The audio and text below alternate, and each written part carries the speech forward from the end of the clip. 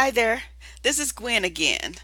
Right now it is still Monday, but it's at 11:15 p.m. on February 19th. Yeah, February 9th, Monday, February 19th, 2018.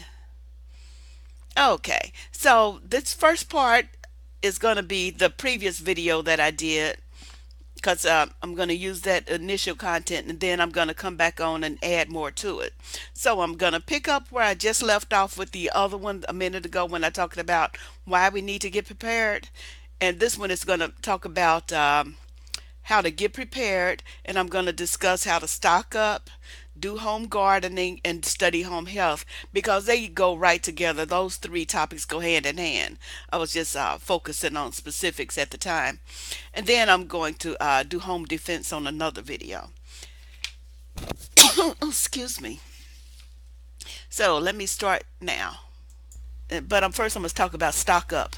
Because I don't have a home garden or anything like that, I'm going to be having to do some things to stock up on stuff before trouble hits. And by trouble hits is that since they did cut the budget for poor people, not cut the budget, but taxing you so that you won't have money to spend,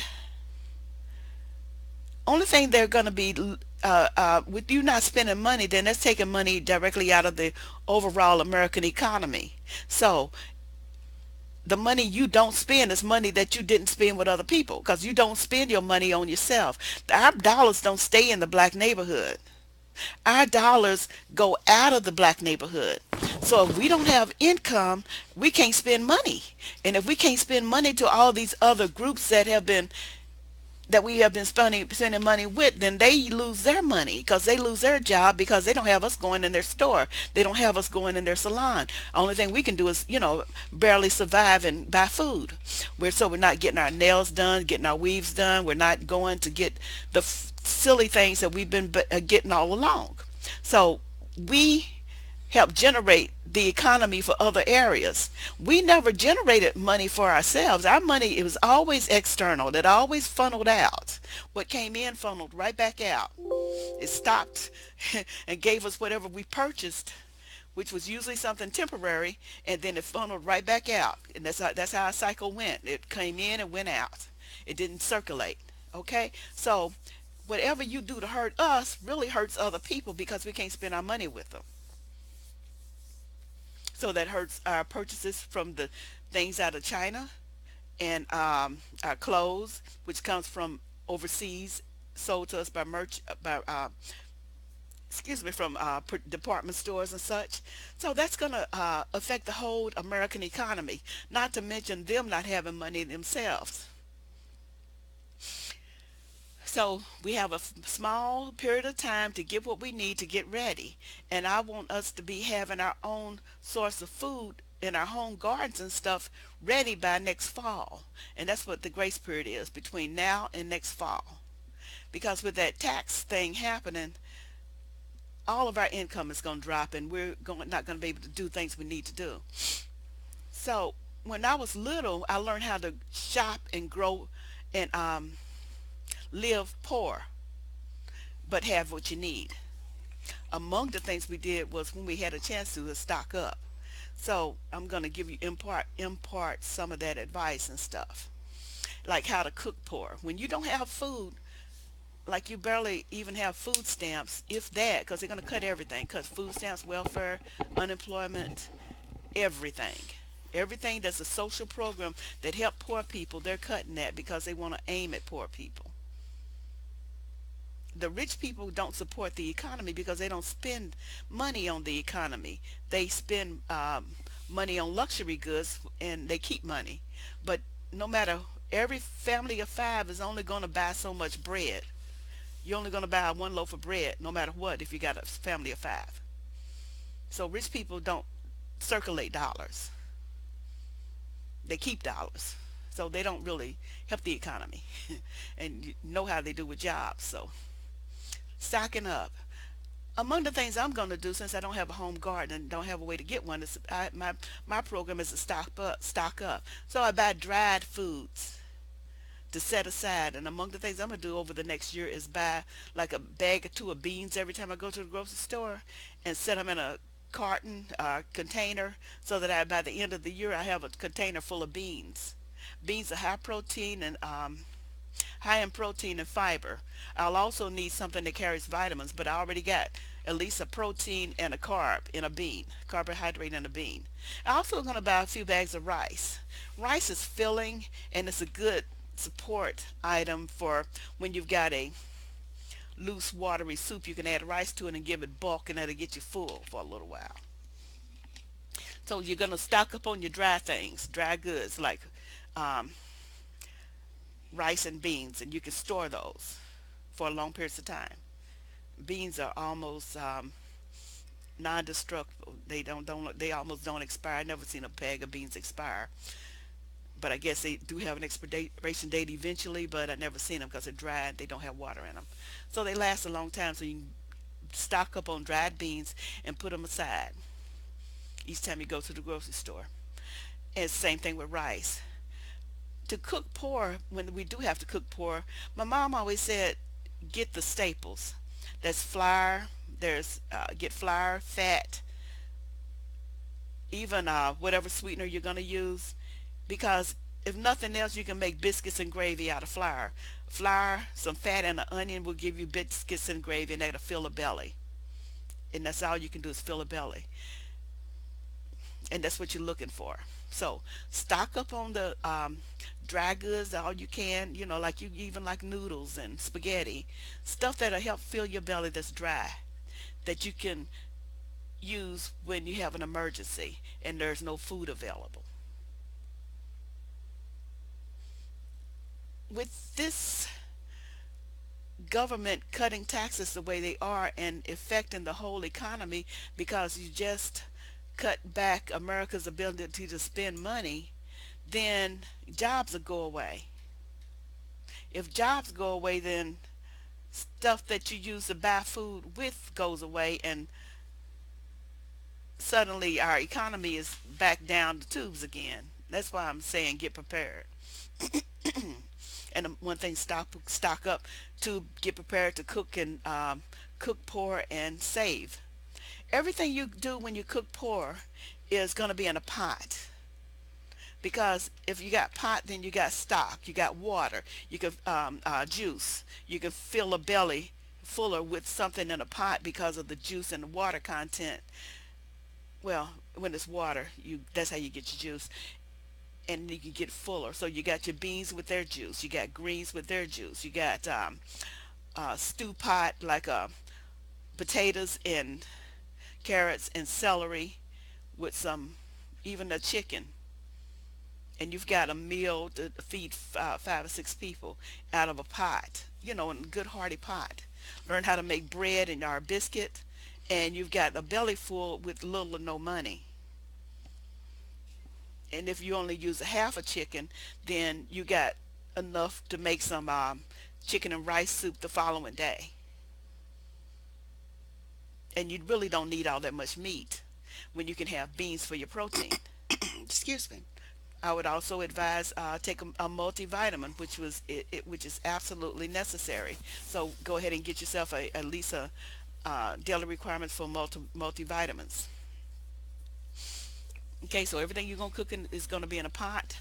I would say go ahead and invest in a barbecue grill in case we lose our lights and gas. At least you can barbecue food on the stove. If you got a little extra money and you have your own house, I would invest in a water treatment system. I didn't put a slide for that because I just thought about it, but I'm going to Google what a whole house water treatment system looks like. That's what I'm doing right now, if it'll come up. And so you can get some prices. Okay.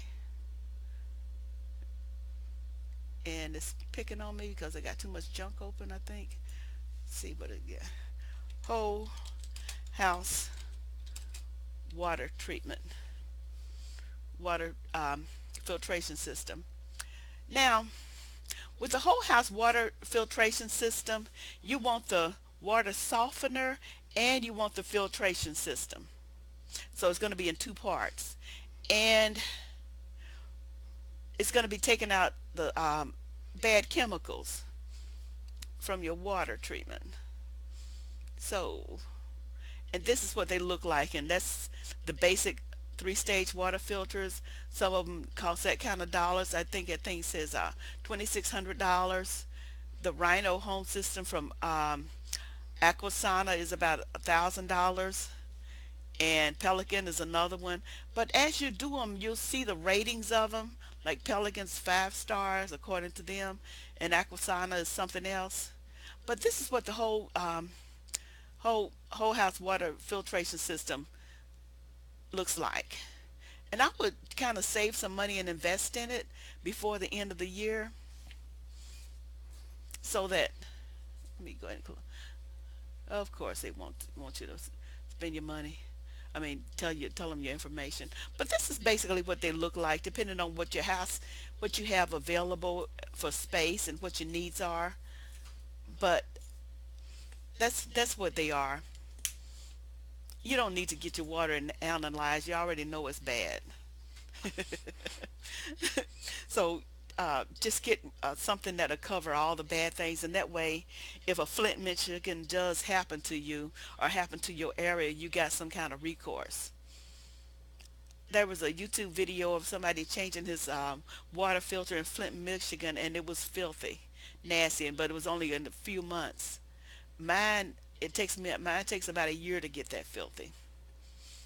I don't know if I got any pictures of my dirty water filters, but they basically look like you went outside, because it starts off white, right? But if you go outside and stir up mud and roll it around in the mud, and it comes up that deep dark brown, that's what those water filters look like that I change every year.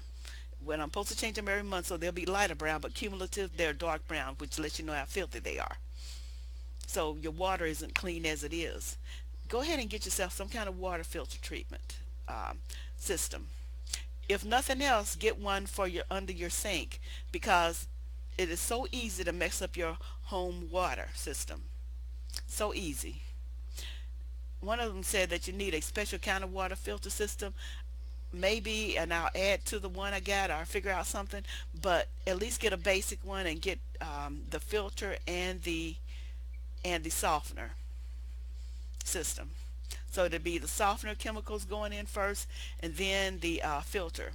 They have several kinds, like reverse osmosis versus the charcoal and carbon things. Research, look at reviews, and pick out something that'll get your water clean in your house. Okay? Because you're going to need that too in case something happens to the water system. And same thing with getting your barbecue grill. If you got a fireplace, you're okay, because you can use a fireplace to cook and heat water and food. But if you don't, then you have a barbecue grill standing by, and then you can use that to cook your food on. And that'll be one of the ways you can survive during the crisis period. Whenever there's a transition or a change in government or society, it's a period of chaos, because law enforcement can offer no support because they're already in trouble too. And if the government and things get so tight, those are the kind of agencies that might be laid off. I don't know. I really don't know. I am afraid for our future, and I don't know what's going to happen. But I do know that there are other people that are preparing, and they're looking at that, and we need to get ourselves in gear and stop hoping for the best, because there are other people all around that are preparing for the worst. We're late to the game on that. As I'm gonna tell you some of this stuff, as I'm gonna show you on some of these videos that I'm gonna point out, we're late to the game. We're really late.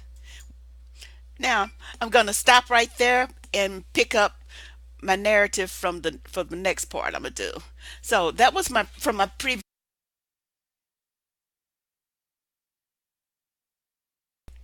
there. I don't know how much of that lost because I put it on mute accidentally. Sorry. So I hope I got everything I needed. I'm a replay a little bit and see where I stopped at. Okay. If the government and things get so tight, those are the kind of agencies that might be laid off. I don't know. I really don't know. I am afraid for our future, and I don't know what's going to happen. But I do know that there are other people that are preparing, and they're looking at that, and we need to get ourselves in gear and stop hoping for the best, because there are other people all around that are preparing for the worst. We're okay. Yeah, okay, I'm good. Now, what I'm going to talk about then is jump on my paper here and I can tell you what I'm going to talk about. Yeah, okay, we're talking about stocking up. When I was about 11 years old, and my mom, she was disabled by then, and she had to get welfare. They would have gave her disability, but she had a child, so they gave her welfare instead. And so when we started getting the welfare check coming in, I was thinking we had a lot of money. So I was asking for frivolous things. I wanted a this and a that and the other. So the first month she just, politely declined, saying she don't have no money. And then so I'm giving her logic about why I think she does have money. And so she said, well, you know how to add and subtract. She sat me down, pulled out these big pile of bills with the electricity, the gas, the rent, and something else that was an emergency that we had to live with. I think it might have been water. And she said, now this is the check that we got, and this is the amount of money on it. And then these are what we have to pay. Add those up, subtract it from the check amount. That's all the money we have. And that's all, and we haven't even bought food yet. And so basically, my mom turned over the household budget in its entirety to me at 11 years old. I had to go out and get money orders for all the bills we got to pay. Like we can go pay the phone. I don't even know if we had a phone, but we could go pay one bill at the local bank, so we didn't have to write a money order for that. But two other bills we had to write a money order for. So I had to go to the store. She gave them permission to cash the check and give me the money orders.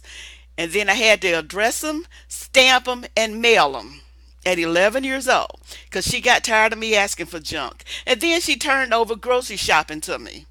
So I had to make a grocery list. She showed me and demonstrated how to go through the store and add as we go.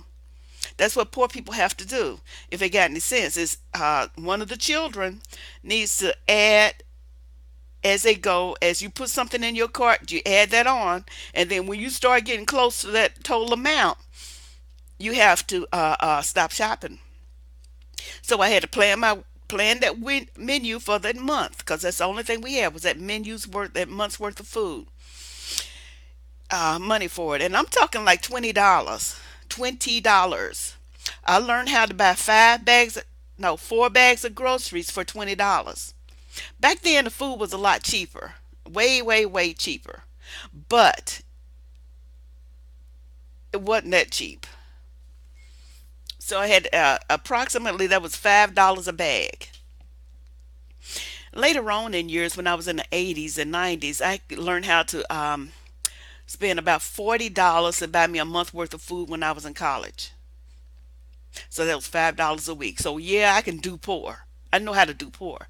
But anyway, I learned the first time I bought junk and stuff didn't last but about a few days. Next time I really did the right stuff. And she had demonstrated how to add as I go. And so when I'm on a budget and looking out, I add as I go. And as you put it in the cart, what you're doing is rounding it up to the nearest nickel so that you can account for taxes and surcharges and junk that you didn't foresee. But so you round it up, and so I've come almost right on the money. It's always below. Excuse me. It's always below, but I've come right on the money, really close, really close. It's just few cents below what I was preparing to spend, and that's how you have to shop when you're poor. You won't be buying a lot of processed food because you're going to be buying especially if you got a bunch of kids, buy a bag of potatoes rather than a few potatoes, buy a bag of onions rather than a few onions. That kind of stuff if you got a lot of kids. You're going to buy unprocessed junk. But then some processed things are a really good deal, like those bags of pre-cut greens. Those are not a bad deal. you got already got the stems and junk gone. Some of those, like those pre-cut greens, that's not bad. But you'll be making that decision depending on the stores you go to.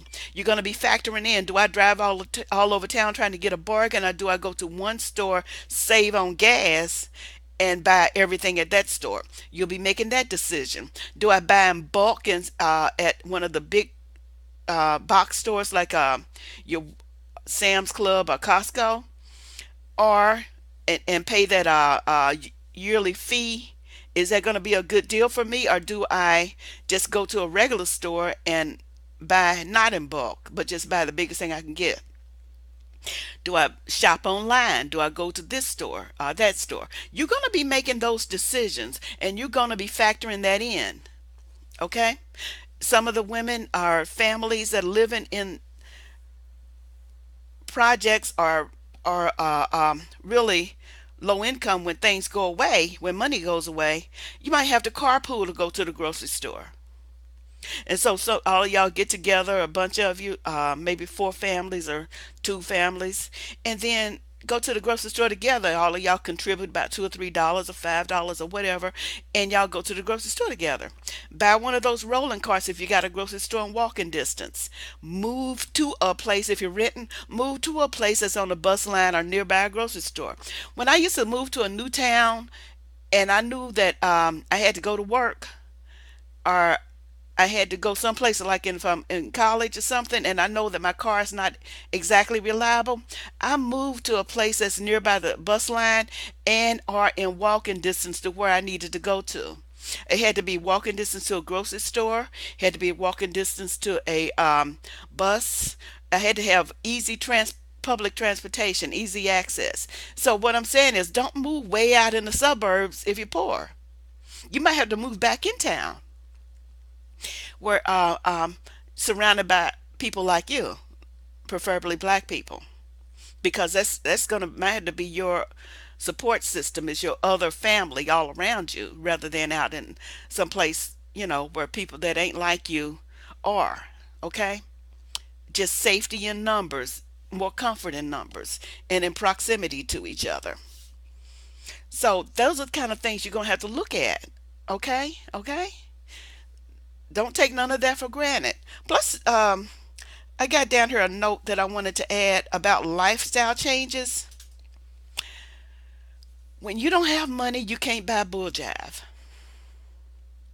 So sit your kids down, tell them they can't buy bull jive. Like I said, at 11 years old, I had the household budget. Your kids are not stupid.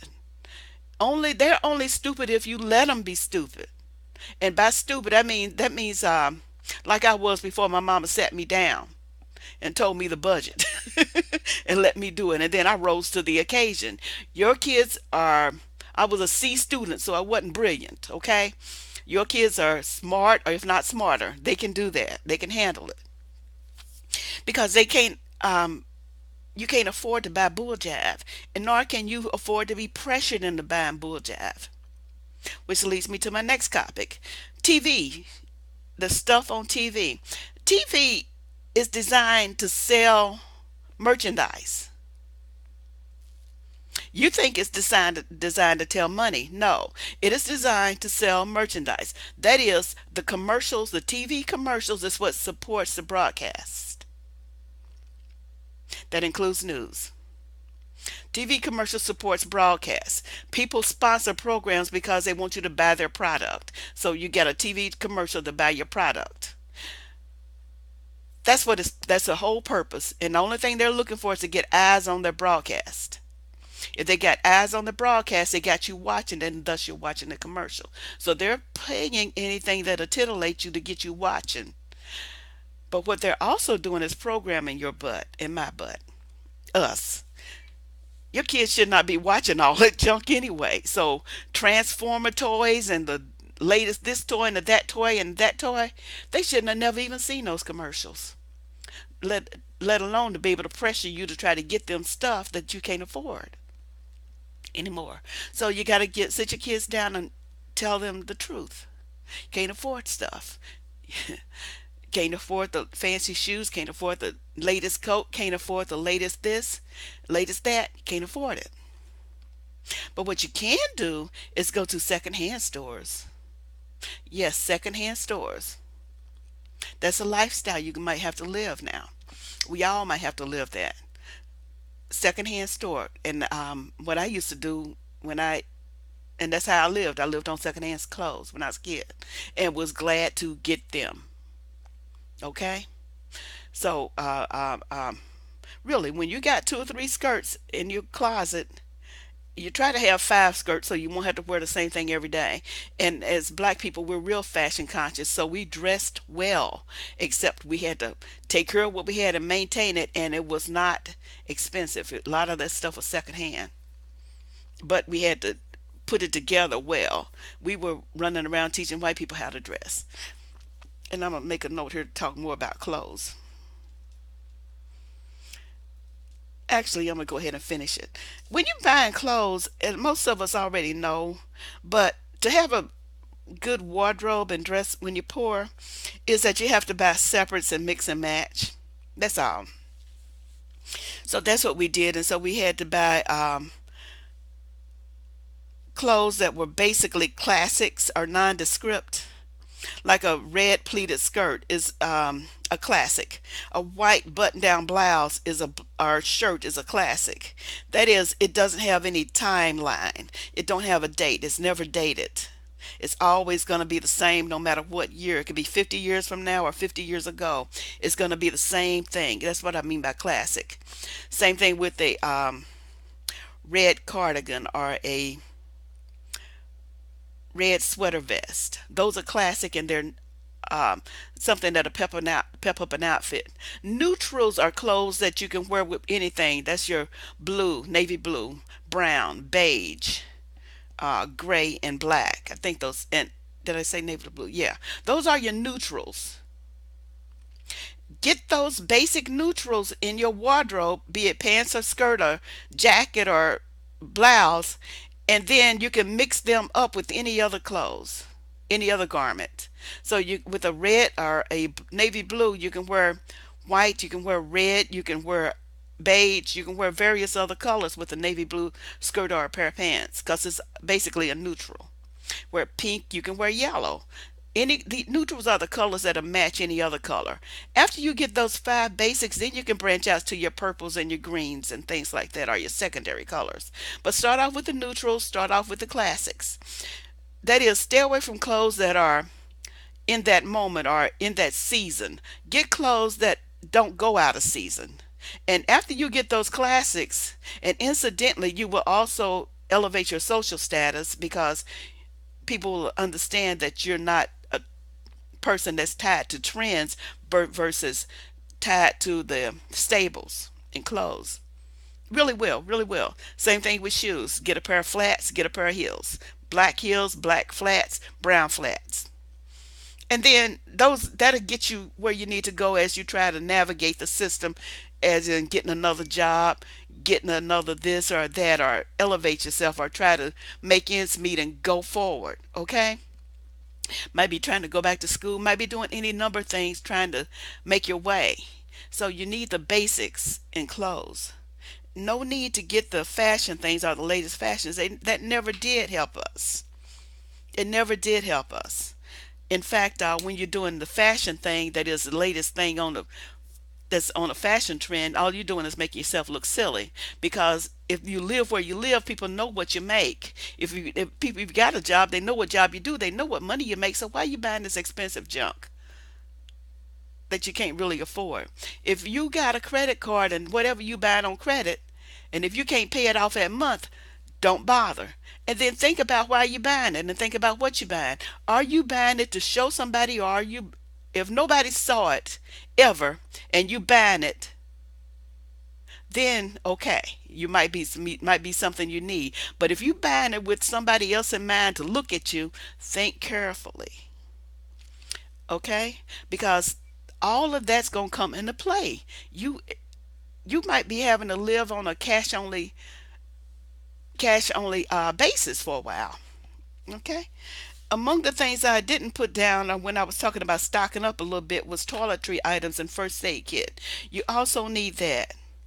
One of the sisters says that you need a carbon-based water filter, and I agree. And I'm gonna have to figure out how to make me one, or get one, or add that to it if I don't already have it. I think I do have a carbon layer in the water filtration system that I use. If not, I would add one or get something with it, or figure out how to deal with it, or burn some wood or something to make a carbon water filter. So, but all of these things matter. Yeah, so toiletry items, that is the basic things like you need a bottle of rubbing alcohol as a sanitizing agent. You need deodorant, toothpaste, and soap. You might even need washing powder and stuff like that. When I was living poor and when I was growing up, we didn't always have a chance to go to the washing machine even when I was in college. We didn't have a washer and dryer in home, and we couldn't always afford to go to the laundromat. So we washed our clothes in the bathtub. Washed our clothes in the bathtub. And I'm talking about a whole week's worth of clothes. That's what I did in college.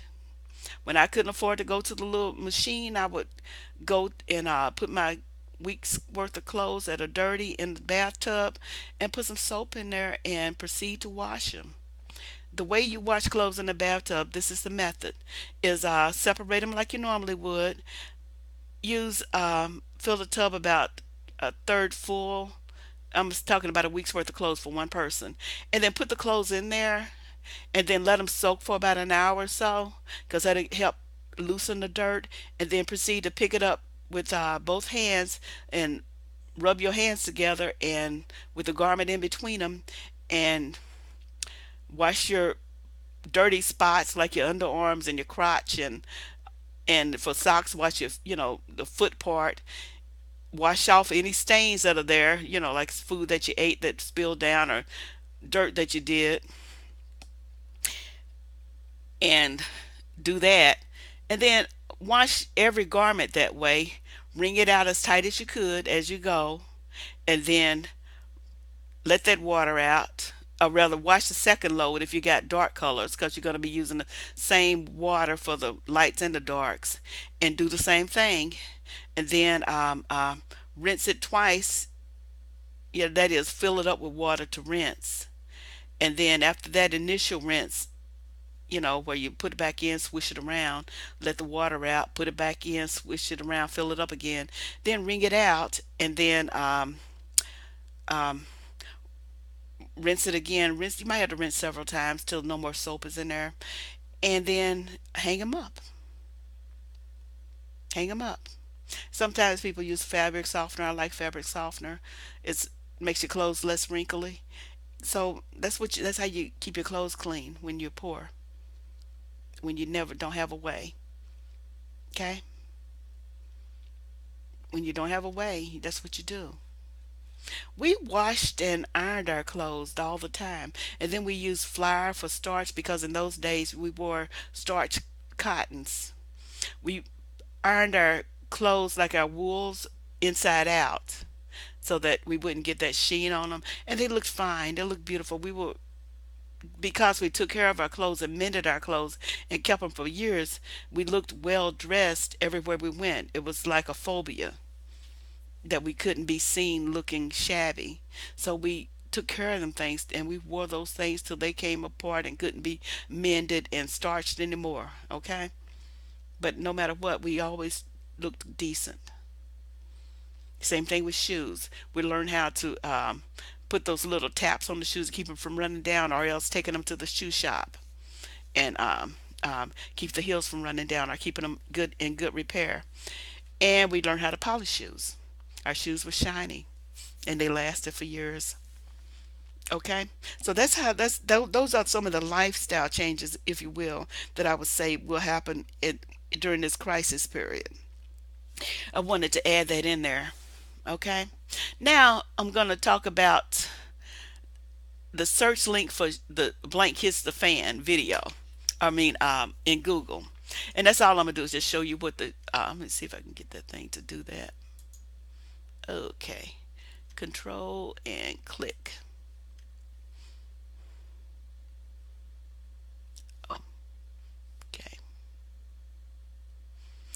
this is in the it's going to be one of my links in the description box.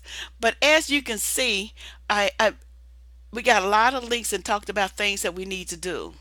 Okay? So, I want all of us to go over this stuff in various links because we all have to get prepared. Some of them are going to be bogus, some of them going to be good.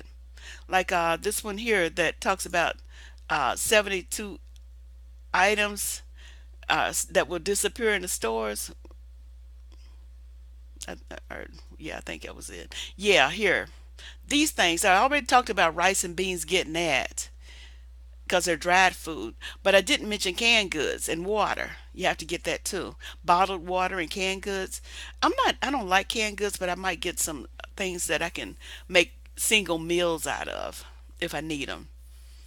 Like something like beef stew, that Cadbury's beef stew, because all you're doing is trying to live. All right. I like this link about water filter and purifiers. I wonder what's on that. I'm gonna see if it'll let me open up in a new window. Nah, it's oh there it is. Okay, now.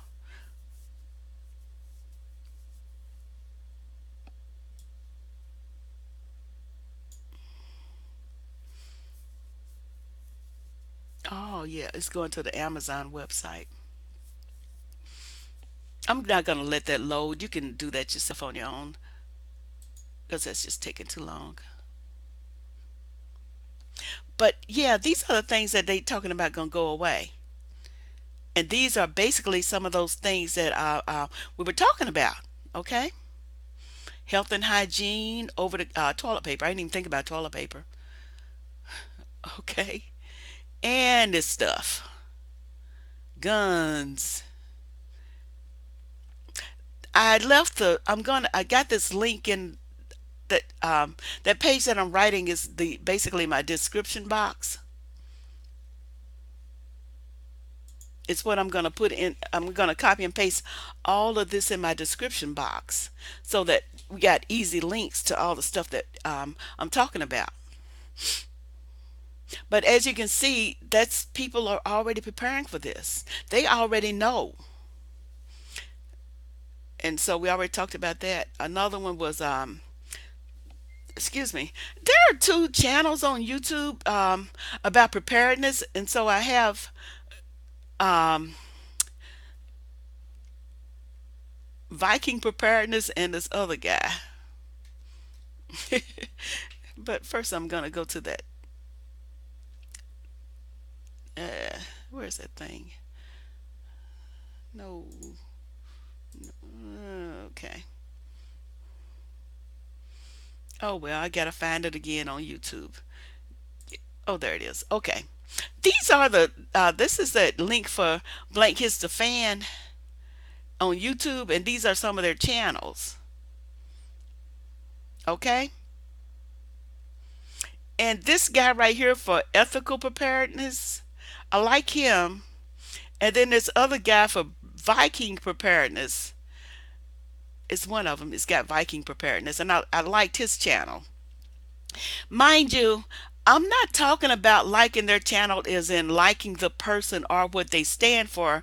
What I'm talking about is liking the advice, liking the information, understanding the information, watching them put that out there. Excuse me. Excuse me again. But there is a lot of content. That's what I'm getting at. So let me talk about Viking preparedness right quick because I got a link to him. Yeah. Okay, let me see. No, that's just my channel. By the way, when I left my like videos and things like that, that's because I want y'all to understand, if anybody cares to look, that I am a long-time subscriber to YouTube and I'm not a troll. So when I talk, I do have content on there. Plus, I want you to see that I'm fair. That if somebody does something that's in another race that I like, I'm gonna go ahead and click their like button too. So, yeah, I know that I left my junk on YouTube, and yeah, I know that you can see it. I want you to. That's all I'm saying. So, let me jump over here and talk about. This guy, ethical preparedness. This is he's got good information.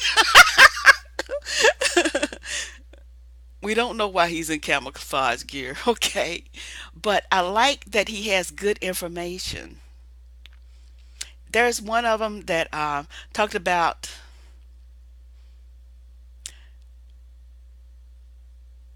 this one, marauders and murderers, and he wrote that 3 weeks ago. But he's got stuff on here that I think it'll behoove us to know about, because he's talking about it from two perspectives.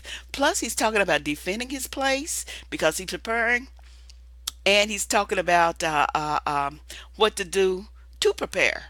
One of his videos talked about what made me a fan was that he talked about how marauders who only bought guns will realize they don't have food and then go looking for it. And when they go looking for food, they come to other people. So he's a prepper who's preparing his food and his weapons. Okay? And this is his YouTube thing, and I got his channel, a link. I think I got a link to his channel on my page here. Yeah. Okay. Got a link to his page talking about ethical preparedness. Yeah, I think. Yeah, ethical preparedness. That's his thing. And then Viking preparedness. Let me click and see if I can go to his page.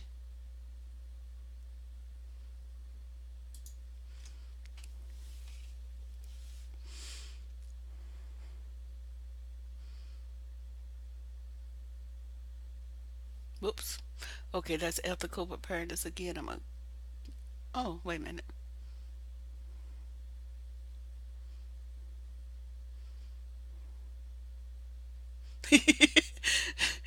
I liked him because he spoke about what did he talk about? He was talking about the reasons why, some of the reasons you get in trouble, basically. And anyway, he's got a good channel, and I think I left a link in his thing. Uh, and so I might just edit that out a little later if I remember.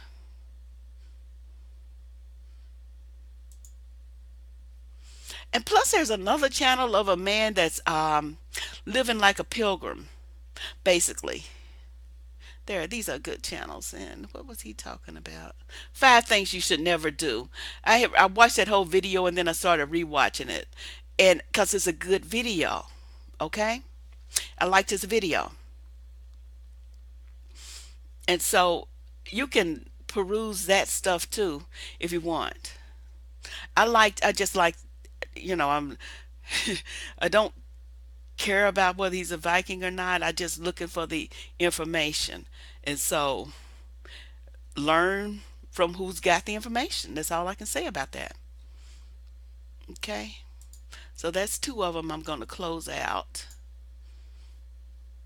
and don't be surprised if I go ahead and edit out that other part where his video started playing on me. I didn't mean for it to do that. Now, about home gardens.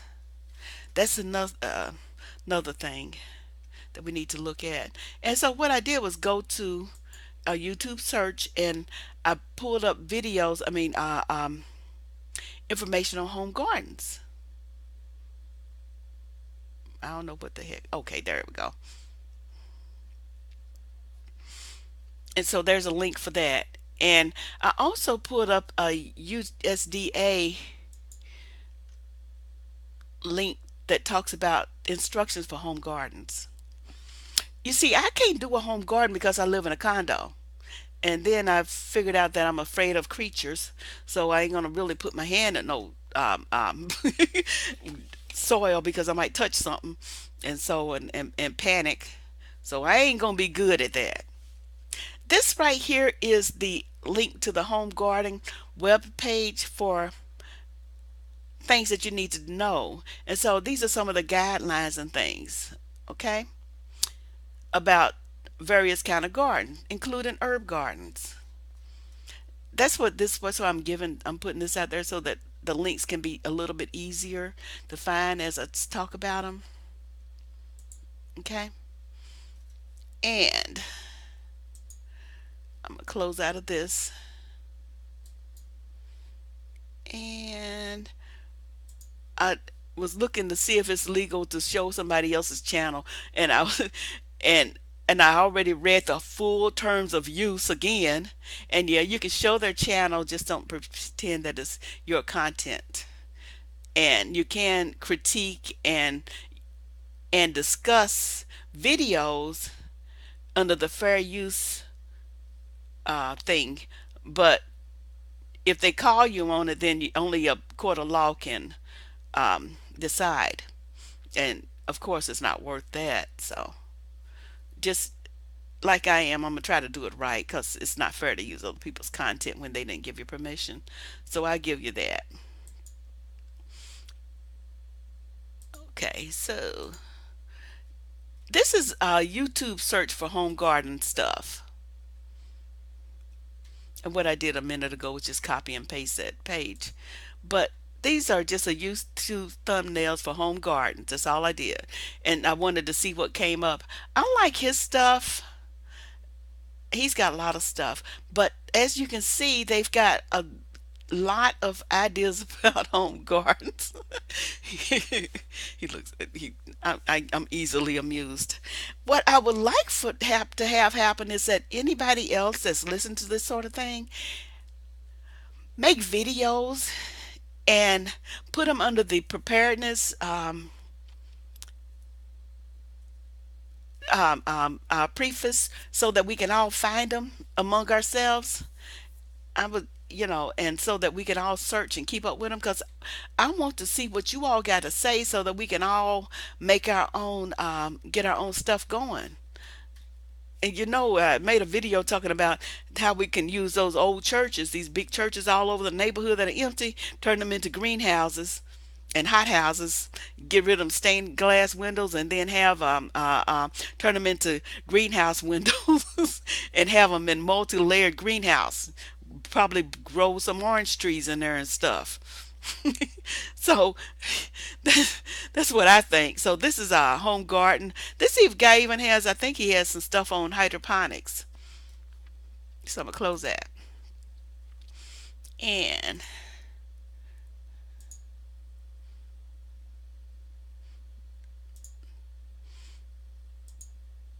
I'm gonna close this right here.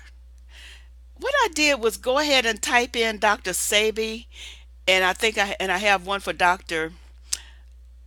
Layla Africa.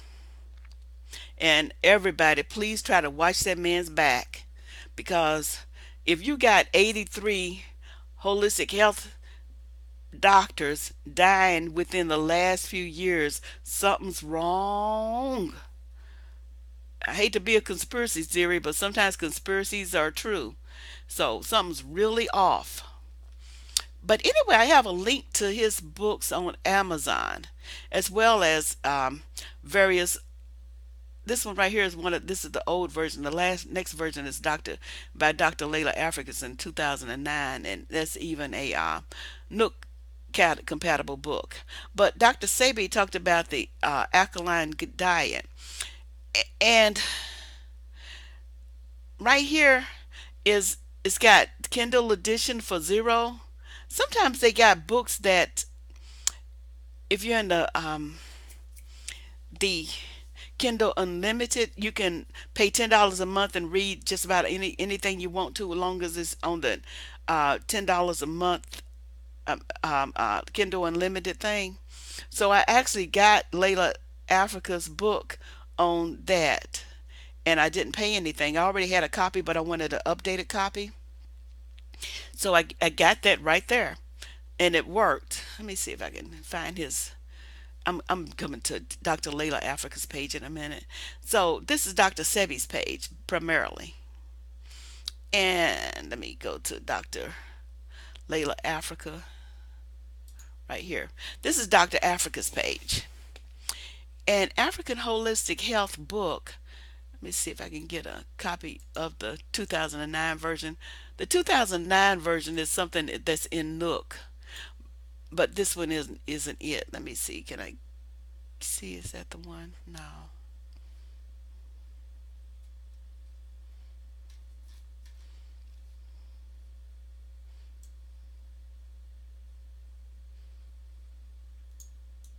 This is just right off of Amazon. Paste.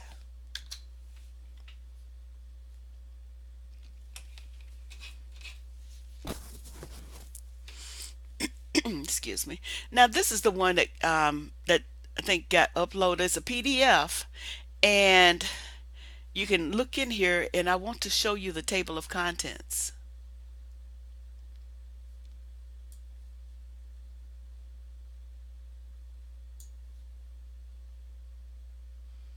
Okay, so Amazon, if it's on a Kindle, it'll let you review it, and so you can decide if you want to buy it. But the thing about African Holistic Health Book is that it's got these heck of a bunch of advice and things you can do about holistic health. It does discuss the black body. It is focused on black people because we have different nutritional needs. Just as sure as we are different bodies, we have different nutritional needs. So he talks about how we need more proteins and more various other things. Plus, this thing talks about all kind of remedies. So that's why I'm showing this, is because you should see the heck of a table of contents and these solutions for our health problems. It's almost indisputable that being a vegetarian or vegan is better than being a meat eater, although I am still a meat eater because I just like meat. But I am under no delusion that it's not the best thing for me. I am going to still eat meat, but I'm going to eat a lot less of it. I mean, I'm talking about on a rare occasion kind of eat meat, okay? Because it's the evidence is clear. I have been at work, right, and somebody that's in bad health, and like they're getting ready to die. They got that thing from the doctor talking about they about to die, had something or another, turned vegan, lost weight, and in better health. I've seen that with my own eyes at least twice. Twice. Two different people. So I gotta acknowledge it. Okay, so there. Now we find Viking Preparedness page. I'm gonna click on out of that too. Because I sure didn't intend to. Let me make a note here to edit. EDIT. There. So let me see what else I got left.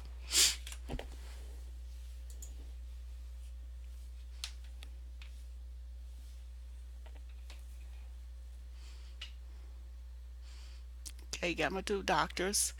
Now, when I come back again, we'll be talking about home defense.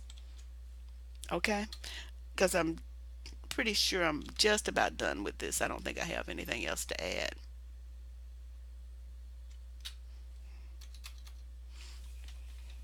I just wanted you to see those. And let me look at my PowerPoint right quick. Yeah, study home health. It's indisputable. Plus, with your home garden, you're growing your own food. You ain't got junk in it, and it's healthier.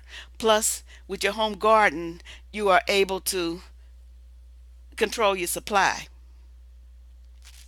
I even saw a video of where a family had made a I mean, garden where they had it in layers, and they were able to get food seasonally.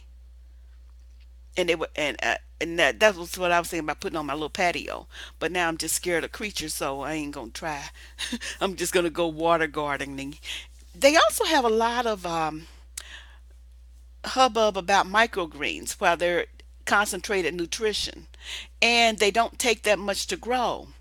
What microgreens do is, let me see if I can Google it for you.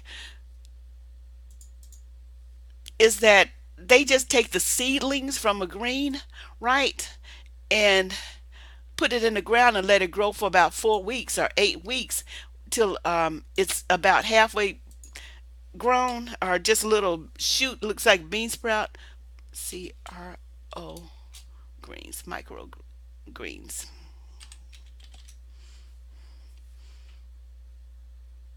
You buy the seeds and you can use them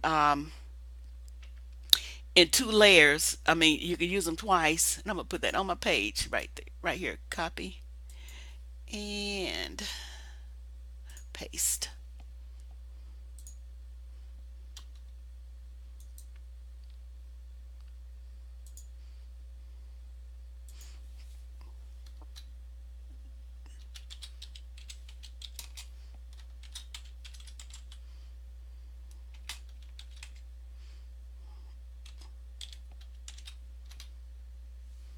Okay, there. So, and well, in a way, they grow real fast. Find my little link. There you go. Yeah, microgreens grow within a few weeks, and you got piles of them. And it looks like you could use a little layer of dirt twice, and they'll still be okay. But there are various videos about microgreens. Plus, people are making money on them. They're using the spare rooms of their house and making six-figure incomes growing microgreens. They're selling them to restaurants and stuff because they grow so fast.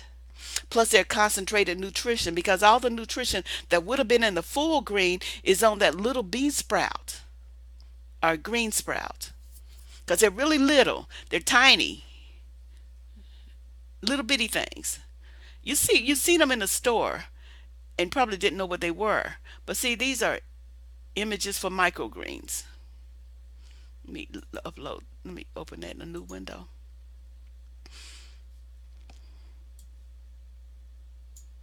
That's what they look like, and you see how little space they take. And so people have taken their spare rooms and grown microgreens. And so you hear a whole lot of hubbub about it. And they are, that's what they look like. And got good money from them. But you can grow your own. There are people growing their own and living on them because they're concentrated. Some of them have high protein, some of them have high vitamins, some of them have high minerals, and they are intensely tasting. So this is microgreens, and this is a you got the link that I'm going to put in the description box. So that's some information. Okay, I'm going to try to do hydroponics because I want my stuff to grow in water and have to figure it out. But I'm also going to stock up because I'm a big chicken. But you have to do what works for you. Okay. So let me. I think I got everything I needed to say. Yeah. Yeah. Stock up, grow your own stuff, and study home health because you'll be going to be needing to cure yourself of illnesses as well as feed yourself. Okay? So the next one I'll do is home defense, but I won't do it tonight. I am finished with this one. So I'm going to stop. Thank you for listening to me. This took about an hour. I'm about on schedule. Okay, bye bye.